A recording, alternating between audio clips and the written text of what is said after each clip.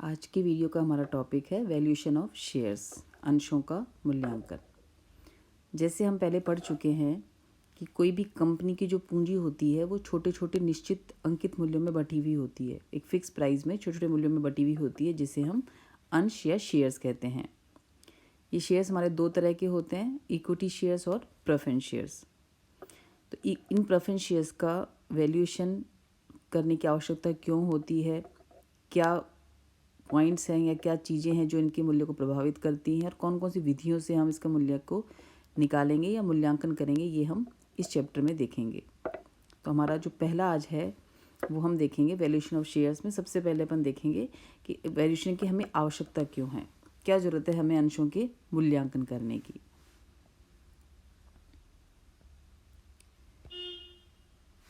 अंशों के मूल्यांकन में सबसे पहला, जब एक कंपनी अपनी एक श्रेणी के अंशों का परिवर्तन दूसरी श्रेणी के अंशों में करती है, यानी एक शेयर्स को दूसरी शेयर्स में कन्वर्ट करती है, तब उस अंशों के वैल्यूएशन की आवश्यकता होती है।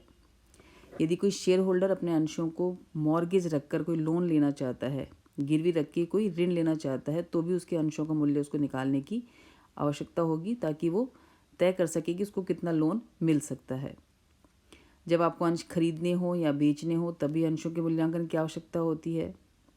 जब कंपनियों का एकीकरण हो रहा हो, यानी अमलगमेशन हो रहा हो, यानी एक कंपनी दूसरी कंपनी में मर्ज हो रही हो, एक नई कंपनी की स्थापना करने के लिए इसका जब पुरानी कंपनी को यानी विक्रेता कंपनी को परचेज कंसिडरेशन कम डिसाइड करते हैं, तब भी हमें तय करना होता है कि उसके अंशों का वास्तव में मूल्य कितना है।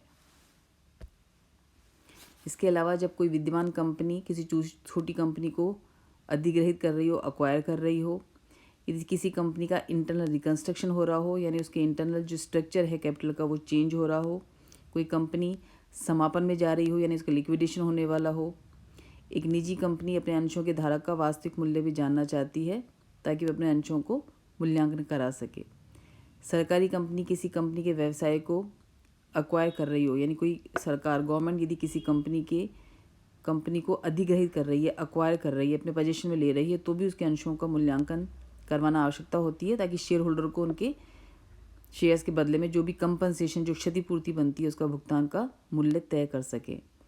और ऐसे कोई व्यक्ति यदि किसी दूसरे व्यक्ति को शेयर्स गिफ्ट कर रहा हो, तो भी उसके मूल्यांकन की आवश्यकता होती है। तो ये कुछ पॉइंट्स हैं जिनमें हमें अंशों के मूल्यांकन की आवश्यकता होती है।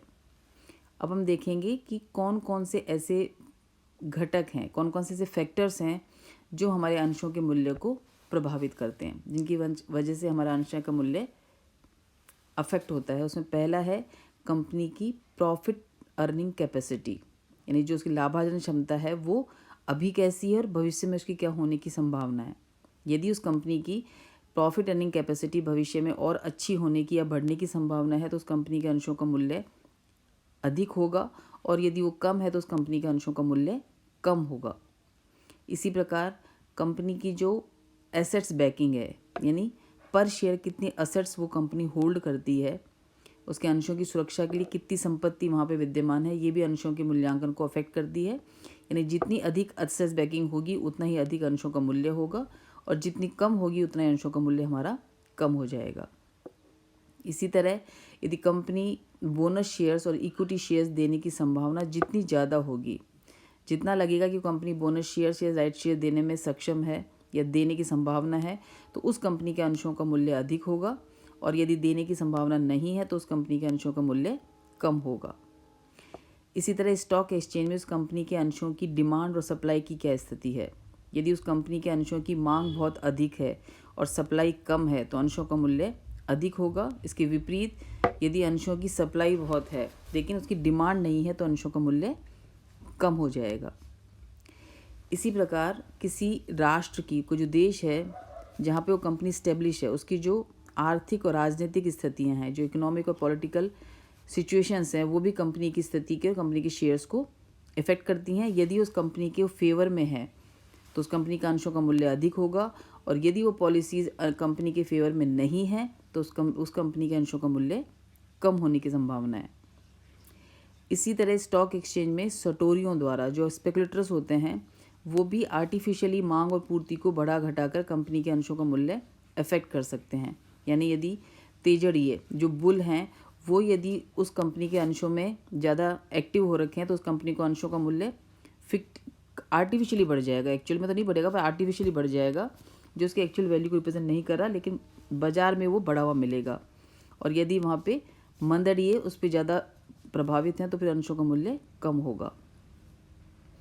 बाज़ार में जो प्रतिस्पर्धा है, कंपटीशन है, या फिर कोई किसी प्रकार की कोई प्रॉब्लम है, या सरकारी कंट्रोल होने की संभावना है, तो इनकी वजह से भी कंपनी इफेक्ट होती है। यदि ये सब चीज़ें उसके फेवर में हैं, उसको फ़ायदा देने वाली हैं, तब तो उसका मूल्य अधिक हो सकता है, वरना उसका मूल्य कम हो जाएगा। लायबिलिटी और कैपिटल का रेशो भी अंशों के मूल्य को अफेक्ट करता है। यदि लायबिलिटी ज़्यादा है और उसकी तुलना में शेयर्स कम है, इक्विटी शेयर कैपिटल कम है या शेयर कैपिटल कम है, तो अंशों का मूल्य कम होगा, क्योंकि उनकी सुरक्षा कम हो जाती है। पिछले वर्षों में जो लाभांश घोषित किए गए दरें, वो भी अंशों के मूल्यांकन को प्रभावित करती हैं। यदि लाभांश बाजार में निर्धारित चल रही एक प्रचलित जो दर होती है, जो हमारी एक रेट मार्केट में चल रही है, यदि उससे अधिक लाभांश को कंपनी दे रही है, या फिर एक स्टेबल लगातार एक सतत 1% के आसपास लाभांश दे रही है, या लगातार बढ़ता हुआ लाभांश दे रही है, तो उस कंपनी के अंशों का मूल्य अधिक होगा in comparison to those companies जो अपने अंशों पर लाभांश फ्लैक्चुएटिंग कभी कम कभी ज़्यादा देती हैं, या फिर उनकी लाभांश कम मिल रहा है, या फिर उसके लाभांश को वो कभी देती हैं और कभी नहीं देती हैं। यानी जितना ज़्यादा लाभांश अधिक होने की या कंटिन्यूस होने की संभावना होगी, उस कंपनी का अंशों का मूल्य अधिक होगा, और जिसकी लाभांश की इनकम सर्टेन और फिक्स नहीं है, उसके अंशों का मूल्य कम होगा। कंपनी के व्यवसाय की प्रकृति, कंपनी के व्यवसाय का जो नेचर है वो भी इफेक्ट करता है। यदि नेचर इस तरीके का है कि जिसके आगे ग्रो होने की संभावना है, तो वहाँ पर अंशों का मूल्य अधिक होगा, और यदि नहीं है तो अंशों का मूल्य प्रभावित होगा। ऐसे ही अंशों के हस्तांतरण पर प्रतिबंध, यदि कंपनी ने अंशों के हस्तांतरण पर प्रतिबंध लगा रखा है, तो अंशों का मूल्य कम होगा, क्योंकि उनको बेचना संभव नहीं है। और यदि अंशों के हस्तांतरण में कोई प्रतिबंध नहीं है, तो in comparison to those companies उन अंशों का मूल्य अधिक होगा। कंपनी की शुद्ध मूर्त संपत्तियां, नेट टेंजिबल असेट्स, ये वही हमारी एसेट्स बैकिंग को शो करती हैं। यानी नेट टेंजिबल असेट्स पर शेयर जितनी ज़्यादा होगी, उतना ही अंशों का मूल्य अधिक होगा, और यदि कम है तो अंशों का मूल्य कम हो जाएगा। इसी तरह कंपनी की जो प्रोडक्ट है, उसकी जो मार्केट में क्या गुडविल है, क्या डिमांड है, क्या उसकी रेपुटेशन है, वो भी अंशों के मूल्य को प्रभावित करती हैं। समान आकार एवं समान व्यवसाय करने वाली अन्य कंपनियों के अंशों का मूल्य भी इस कंपनी के अंशों को प्रभावित करता है। यानी समान उत्पाद की कंपनियां हैं, तो उस कंपनी की मांग और उसकी स्थिति के आधार पर भी हमारी कंपनी के अंशों का मूल्य प्रभावित होता है। तो ये कुछ पॉइंट्स हैं जो किसी भी कंपनी के अंशों के मूल्य को प्रभावित करती हैं, कि कुछ स्थितियों में वो अधिक होने की संभावना होती है, या फिर उनकी कम होने की संभावना होती है। अब हम देखेंगे कौन कौन सी विधियां हैं जिनसे हम अंशों का मूल्यांकन करते हैं। विभिन्न कंपनियों के जो अंश हैं वो स्टॉक एक्सचेंज में कोटेड होते हैं। उनके उद्धरण ही अन अंशों के मूल्यांकन का आधार होते हैं। ये अंश यदि हमारा शेयर्स और स्टॉक एक्सचेंज में कोटेड है, तो फिर स्टॉक एक्सचेंज में जो अंशों का मूल्य है वो बेस होता है हमारा मेन किसी भी कंपनी के अंशों के मूल्यांकन के लिए। स्टॉक एक्सचेंज में अंशों का मूल्य निर्धारण मूलतः उसकी मांग और पूर्ति की शक्तियों से निर्धारित होता है। स्टॉक एक्सचेंज में मूल्य किसी कंपनी की अर्निंग कैपेसिटी या कंपनी के असेट्स बैकिंग के बेस पर ना होकर उसकी डिमांड और सप्लाई की क्या सिचुएशन है, किस स्थिति चल रही है, उसके बेस पर तय होता है। इन अंशों का उचित मूल्य जो तय होता है, इसको अपन अंशों का उचित मूल्य नहीं मान सकते। इन मार्केट में जो शेयर्स की हम वैल्यू देख रहे हैं, जो स्टॉक एक्सचेंज उसकी वैल्यू बोल रहा है, वो उसके एक्चुअल में सही वैल्यू नहीं होती है, वो मांग और पूर्ति के बेस पे डिसाइड होती है। तो हम निकालते हैं कि एक्चुअल में कोई कंपनी की वास्तव में अंशों का मूल्य क्या है, उसकी विधियाँ हम यहाँ पर देखेंगे। तो ये मूल्य जो स्टॉक एक्सचेंज शो कर रहा है, वो उसकी संपत्तियाँ और जो उसकी उपार्जन क्षमता और संपत्तियों का क्या रिप्रेजेंटेशन है, उसको प्रेजेंट नहीं करता। जबकि कोई विनियोगकर्ता, कोई इन्वेस्टर किसी कंपनी में जब विनियोग करना चाहता है, तो उसके दिमाग में दो विचार हो सकते हैं। एक तो वो देखता है कि उसके विनियोग उन अंशों में सुरक्षित रहेगा कि नहीं रहेगा, यानी जो पैसा उस कंपनी में इन्वेस्ट करने जा रहा है, उसके शेयर्स में इन्वेस्ट करने जा रहा है, वो सेफ़ रहेगा कि नहीं रहेगा। एक तो ये इसके दिमाग में ही रहता है सेफ्टी के लिए, और दूसरा ये देखता है कि उस पर उसको रिटर्न जो इनकम होगी बदले में, वो एक अच्छी इनकम कंटिन्यूस होगी कि नहीं होगी। सामान्यतः ये दो विचार किसी भी इन्वेस्टर के दिमाग में होते हैं।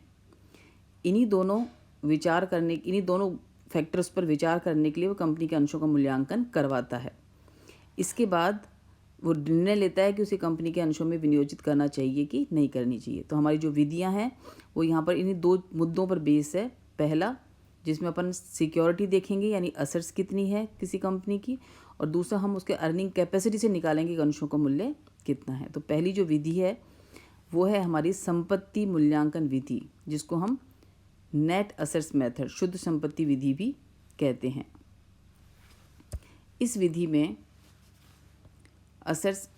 नेट असेट्स मेथड के अंदर हम किसी भी संस्था का जिसका हम मूल्यांकन कर रहे हैं उसकी संपत्तियों की एक्चुअल वैल्यू निकालते हैं। मतलब हम देखते हैं कि पर शेयर के पीछे उसकी नेट कितनी असेट्स उस संस्था की है।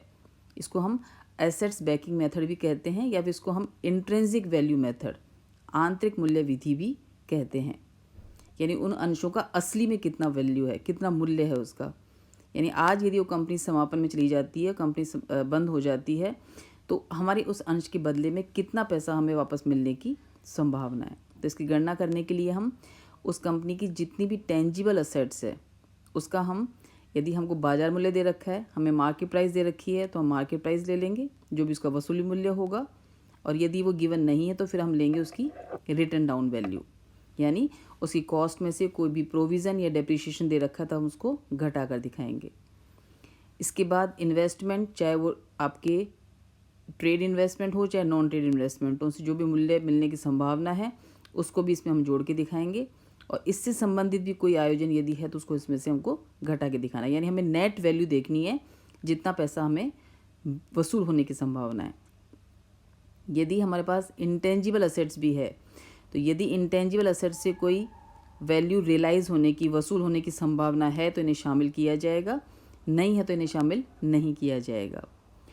गुडविल की यदि प्रश्न में कोई हमें सूचना दे रखी है, तो जैसे पिछले अध्याय में, पिछले चैप्टर में हमने वैल्यूएशन ऑफ गुडविल में देखा था कि गुडविल की वैल्यू कैसे निकालते हैं। तो उन विधियों की सूचना यदि प्रश्न में है तो उन विधियों के आधार पर हम गुडविल की वैल्यू निकाल कर उससे फिर हमें टोटल असेट्स की वैल्यूज़ में शामिल करना है। विधियाँ मैं थोड़ी सी आपको ब्रीफ कर देती हूँ, जो पिछले चैप्टर में हमने देखी थी, जिसमें हमने एक्चुअल एवरेज प्रॉफिट और सुपर प्रॉफिट निकाल कर उस पर हमने ईएस परचेज मेथड, कैपिटलाइजेशन मेथड या एन्युटी मेथड से हमने गुडविल की वैल्यू निकाली थी। तो यदि प्रश्न में सूचना है तो उन विधियों का प्रयोग करते हुए पहले हम गुडविल की वैल्यू निकालेंगे और उस वैल्यू को हमें टोटल असेट्स में शामिल करना है। फिक्टिशियस असेट्स से चूँकि कोई भी वसूली मूल्य नहीं होता है तो इन्हें हमें टोटल असेट्स में शामिल नहीं करना।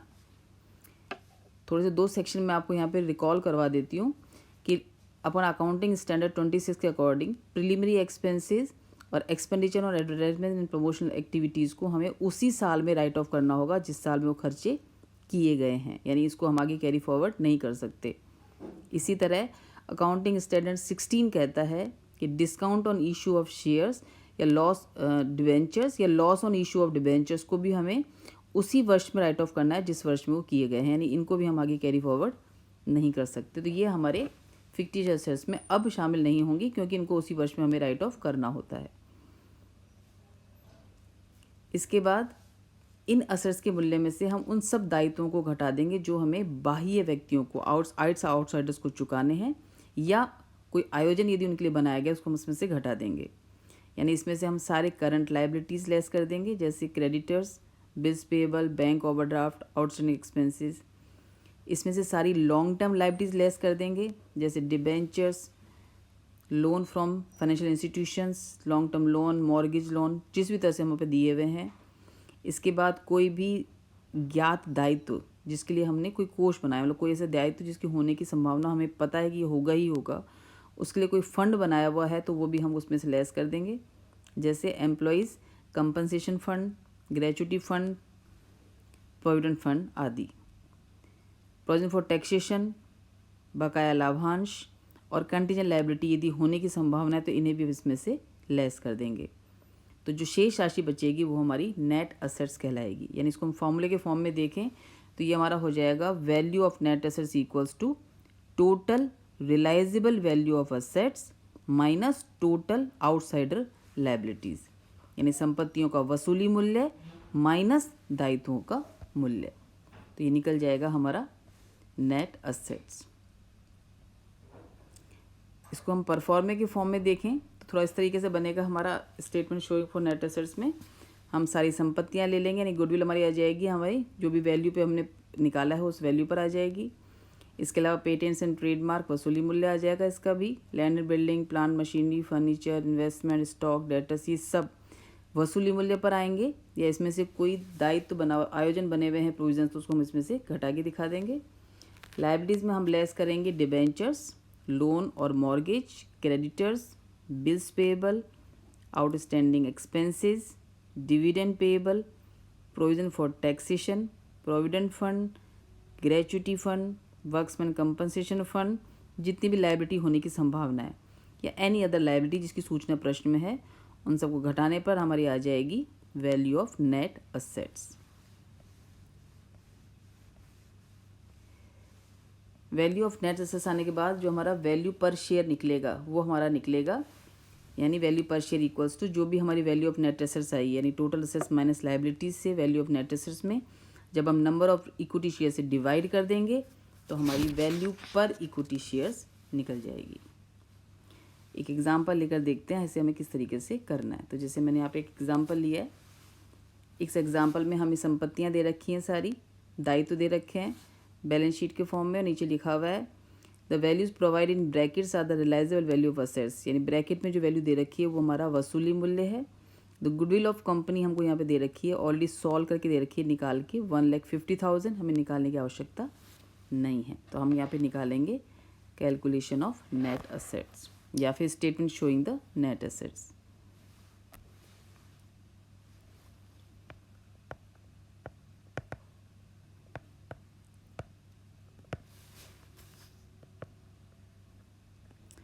Statement showing the net assets,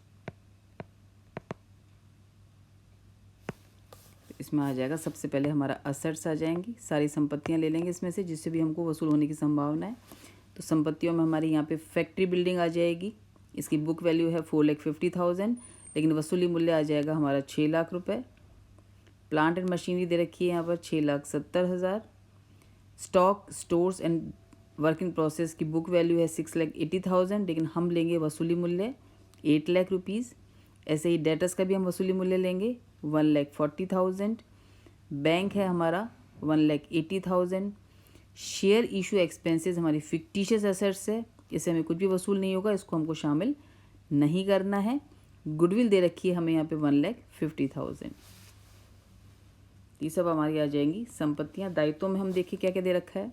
तो दायित्वों में हमारा दे रखा है provision for depreciation on plant machinery, इसको हम प्लांट मशीनरी के मूल्य में से लेस करके दिखाएंगे क्योंकि हमने बुक वैल्यू शामिल की है।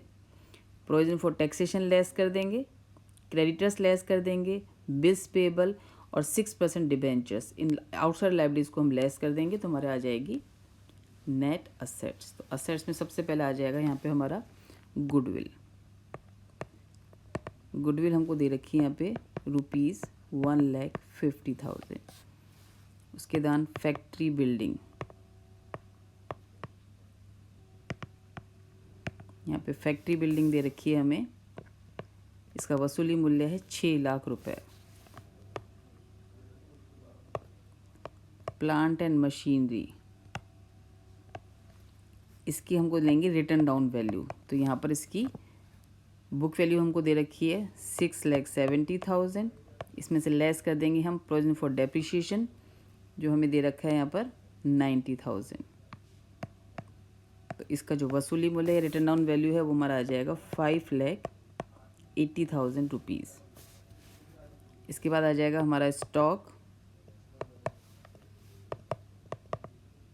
स्टोर्स एंड WIP, इसका वसूली मूल्य दे रखा है हमको बुक में 8 लाख रुपए।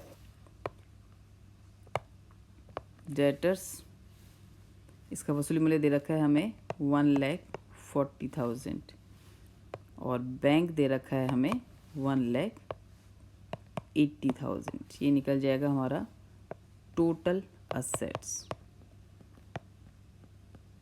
या total realisable value of assets आ जाएगी हमारी 24,50,000।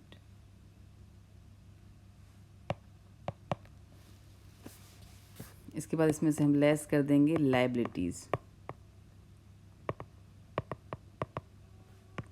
एक्सटर्नल लाइबिलिटीज़ जो हमें बाहर के लोगों को चुकानी है।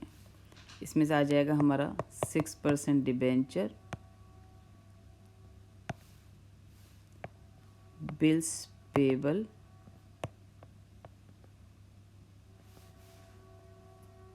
सिक्स परसेंट डिबेंचर हमें यहाँ दे रखा है 2 लाख रुपए के हैं। बिल्स पेबल है हमारा 20,000, creditors 80,000, provision for taxation 2 lakh rupees. तो टोटल लाइबिलिटी आ जाएगी हमारी यहाँ पर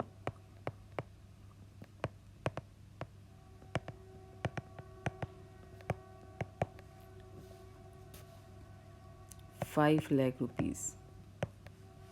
इसको हम लेस कर देंगे असेट्स में से 5 लाख रुपीज़, तो हमारी आ जाएगी वैल्यू ऑफ नेट असेट्स।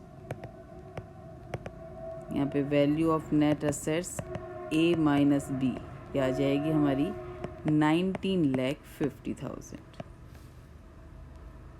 तो इस तरीके से निकालेंगे हम वैल्यू ऑफ नेट असेट्स, यानी संपत्तियों का वसूली मूल्य माइनस एक्सटर्नल लाइबिलिटीज जो पैसा हमको लौटाना हो।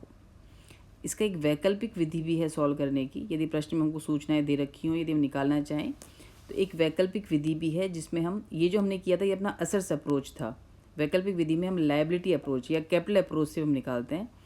तो यदि कैपिटल अप्रोच से आपको निकालना है तो फिर हमारा तरीका होगा निकालने का, इसमें हम लेंगे share capital plus reserve and surplus plus profit on revaluation, यानी संपत्तियों के मूल्य में जो भी वृद्धि होगी उसको हम जोड़ के दिखा देंगे। ऐसे ही टैक्सेशन में कोई एक्स्ट्रा पेमेंट यदि हमने कर दिया है तो वो भी हम जोड़ के दिखा देंगे। किसी भी फंड में जो एक्स्ट्रा पैसा बचा हुआ है, जितनी हमारी लायबिलिटी है उससे एक्स्ट्रा जो पैसा बचा हुआ है, जैसे सपोज करो कि कंपनसेशन फंड हमें आवश्यकता है सिर्फ 1 लाख चुकाने की, पर हमने बना रखा है 1,20,000, तो 20,000 की जो एक्सेस अमाउंट है वो हमको इसमें शामिल कर लेंगे क्योंकि वो हमारा बचा हुआ एक्स्ट्रा पैसा है। इसी तरह कोई भी अनरिकॉर्डेड असेट्स यदि हमको कोई पैसा मिल रहा है एक्स्ट्रा पैसा, तो वो भी हमको इसमें शामिल करके दिखाना है। इसमें से हम लेस कर देंगे loss on revaluation, contingent liability और अनरिकॉर्डेड लायबिलिटी, यानी कोई भी एक्स्ट्रा लायबिलिटी और लॉस इन रिवैल्यूएशन लेस कर देंगे और फिक्टिशियस असेट्स लेस कर देंगे, तो हमारा आ जाएगा वैल्यू ऑफ नेट असेट्स। तो इसी एग्जाम्पल को अपन इस वैकल्पिक विधि से भी हल करके देखें। तो उसके लिए फिर हमें आवश्यकता होगी यहाँ पे इक्विटी शेयर्स की जो दे रखी है 10 लाख रुपए, कैपिटल रिजर्व दे रखा है 3,50,000, surplus in statement of P&L दे रखा है हमें 2 लाख रुपए, डिबेंचर्स के अमाउंट में कोई चेंजेस नहीं है, बिल्स पेबल में भी कोई चेंजेस नहीं है, क्रेडिटर्स में भी कोई चेंजेस नहीं है, प्रोविजन फॉर टैक्सेशन में भी कोई चेंजेस नहीं है, तो इसमें हमको कोई भी एडजस्टमेंट करने की आवश्यकता नहीं है। फैक्ट्री बिल्डिंग में यहाँ पे चेंजेस है, यहाँ पे बुक वैल्यू है 4,50,000 जबकि वसूली मूल्य है 6 लाख, तो यहाँ पे प्रॉफिट ऑन रिवैल्यूएशन आ जाएगा हमारा 1,50,000 का। प्लांट एंड मशीनरी में कोई चेंजेस नहीं है, वो डब्ल्यू रिटर्न डाउन वैल्यू पर ही आ रही है। स्टॉक एंड स्टोर्स में चेंजेस है, हमने बुक्स में शो कर रखा है 6,80,000 जबकि एक्चुअल वैल्यू उसकी दिखा रखी है यहाँ पे मार्केट वैल्यू 8 लाख, तो यहाँ भी हमें प्रॉफिट ऑन रिवैल्यूएशन हो रहा है 1,20,000 का। डेटर्स में हमें यहाँ पे लॉस हो रहा है, बुक्स में शो कर रखी है वैल्यू 1,50,000 जबकि एक्चुअल में हमें वसूल होंगे सिर्फ 1,40,000, तो ये लॉस ऑन रिवैल्यूएशन है जिसको हम लेस कर देंगे। बैंक में कोई चेंजेस नहीं है। शेयर इशू एक्सपेंसेस हमारी फिक्टिशियस एसेट्स है, इसको हम लेस करके दिखाएंगे। तो हम यदि इसको वैकल्पिक विधि से सॉल्व करेंगे तो फिर हमारा तरीका होगा सॉल्व करने का इस तरीके से।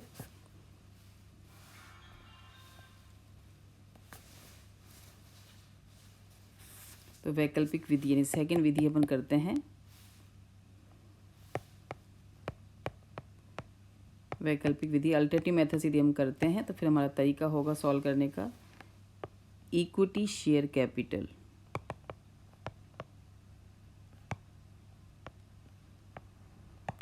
इक्विटी शेयर कैपिटल हमें यहाँ दे रखी है 10 लाख रुपए, इसमें ऐड कर देंगे हम कैपिटल रिजर्व जो दे रखे हैं हमें यहाँ पे 3,50,000, सरप्लस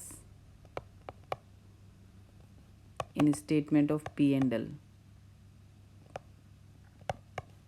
स्टेटमेंट ऑफ P&L ये दे रखा है हमें 2 लाख रुपए। उसके बाद प्रॉफिट ऑन रीवैल्यूएशन, एक वैल्यू बढ़ रही थी हमारी फैक्ट्री बिल्डिंग की,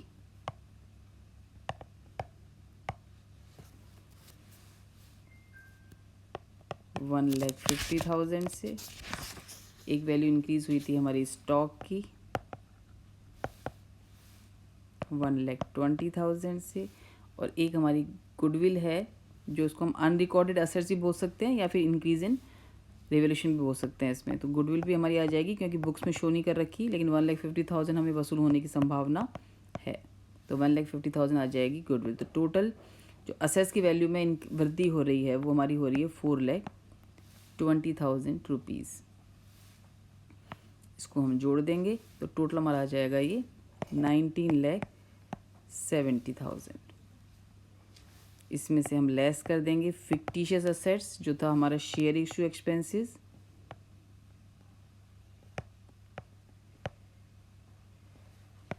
ये है हमारा 10,000, और एक loss on revaluation of debtors. हमें डेटर से लॉस हो रहा था 10,000 का, तो टोटल हम यहाँ पे लेस कर देंगे 20,000 जो हमारी लॉसेस हैं। तो हमारा नेट असेट्स आ जाएगी 19,50,000। तो ये 2 तरीके हैं हमारे सॉल्व करने के। फर्स्ट जो मैंने समझाया था ये था हमारा असेट्स अप्रोच, इसको हम असेट्स अप्रोच कह सकते हैं। और जो सेकंड विधि है ये है हमारा कैपिटल अप्रोच।